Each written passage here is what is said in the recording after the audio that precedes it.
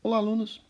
Vamos supor que eu tenho interesse em saber qual a quantidade de energia que penetra aqui dentro do freezer quando ele está a uma temperatura de menos 10 graus Celsius, a parede interna dele aqui, e a parede externa a 28 graus Celsius. Vamos supor que esse freezer tenha uma largura de 1,4 metros, uma altura de 0,80 e uma profundidade de 0,50. E que o isolamento de poliuretano de 5 centímetros. Nesse caso, a gente precisa, antes de tudo, para saber qual a troca de calor, lembrando que a gente pode simplificar esse freezer, analisar só uma parede dele. Vamos supor uma parede qualquer, uma parede aqui.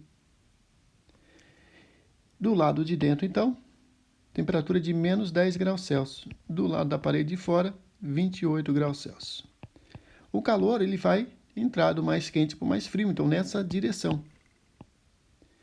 E esse calor entra por condução. Apesar do material ser poliuretano, que tem um isolamento baixo, que é um isolante, né? Mesmo assim, existe uma troca de calor. E essa troca de calor é calculada por essa equação aqui, ó. Q ponto é igual a K, que é a condutividade térmica do material, vezes a área de superfície de troca, vezes a variação de temperatura entre os dois lados da parede, sobre L, que é a espessura da parede. Então, L é a espessura. E essa aqui é a área de troca. E aí é importante entender que área de troca é essa. Essa área de troca, essa área aqui, ó, é toda a área superficial do freezer. Essa aqui, área de baixo, esse lado, este outro lado aqui atrás, a tampa que vai estar fechada, obviamente.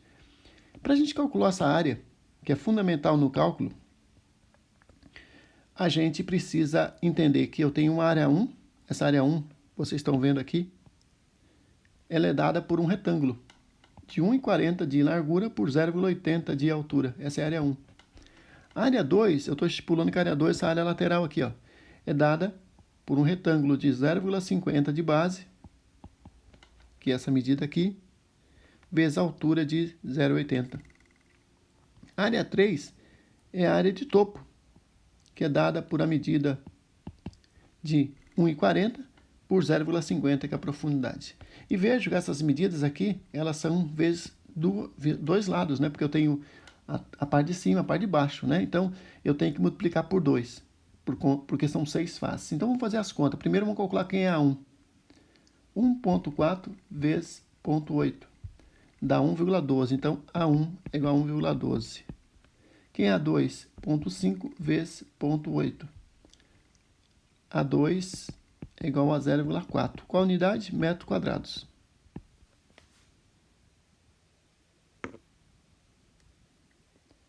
Ok? Na sequência, quem é A3? A3 vai ser 1,4 vezes 0,5, que dá 0,7 metros quadrados. Se a gente somar tudo, 0,7 mais 0,4 mais 1,12, nós encontramos uma área de 2,22 metros quadrados. Mas, como eu disse bem, eu tenho que multiplicar por 2 para representar todas as faces, dá 4,44 metros quadrados. Essa é a área superficial de troca que eu vou colocar nessa parte da equação. Para essa conta ficar correta, eu ainda preciso saber quem é o K.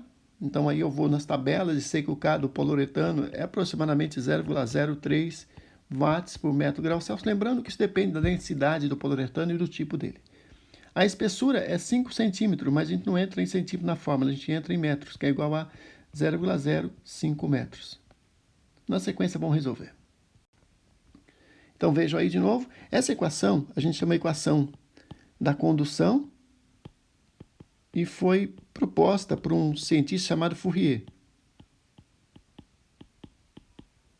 Então, vamos lá. Vamos fazer a conta, então.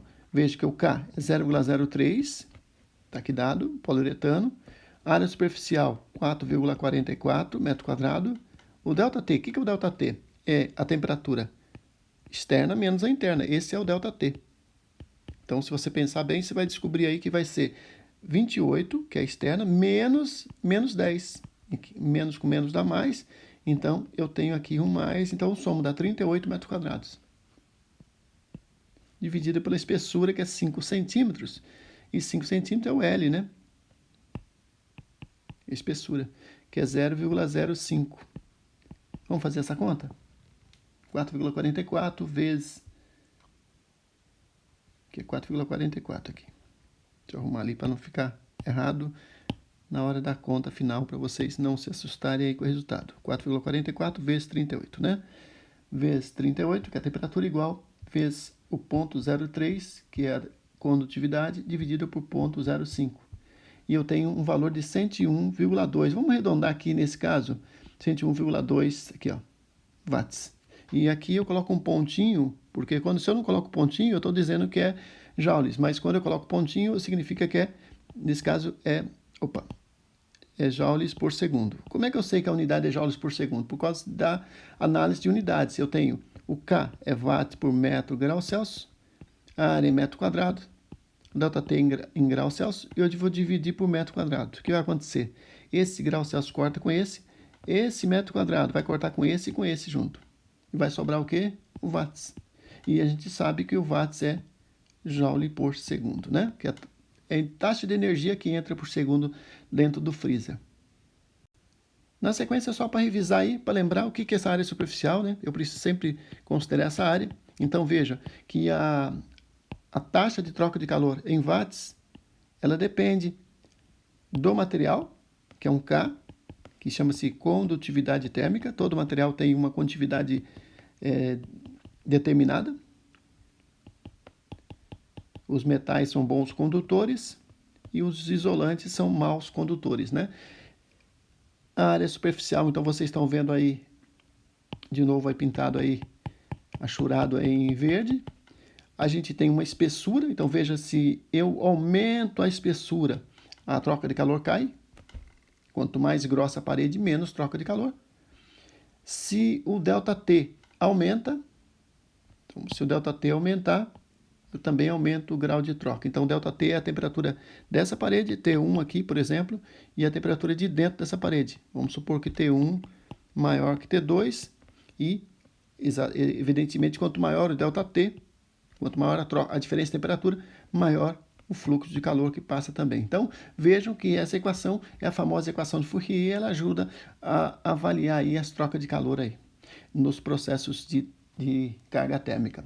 Pode ser aplicado em freezer, em refrigerador, e também pode ser aplicado em câmara fria, ou mesmo essa mesma equação pode ser aplicada na construção, na edificação, para calcular a carga térmica de climatização. É isso, espero que tenha entendido e até a próxima aula.